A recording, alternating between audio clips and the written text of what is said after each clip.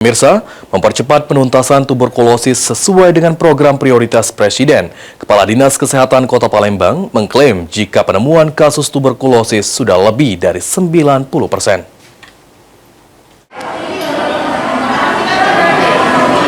Pemerintah Kota Palembang sebelumnya berkomitmen dalam mempercepat penuntasan tuberkulosis sesuai dengan instruksi Menteri Dalam Negeri.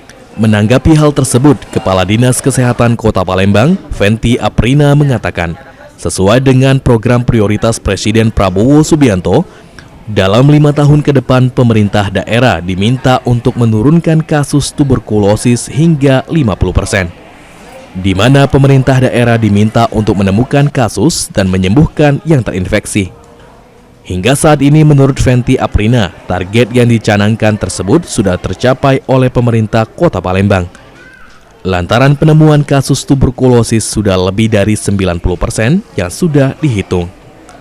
Kita harus menurunkan kasus TB paru itu 50% dari sekarang. Jadi harus menemukan kasus, kemudian yang sakit itu harus disembuhkan dan kasusnya juga harus menurun. Itu indikator-indikatornya yang harus kita turunkan.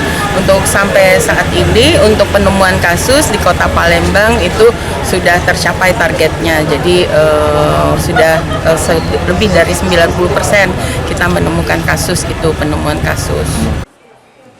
Sandi Pratama, PAL TV.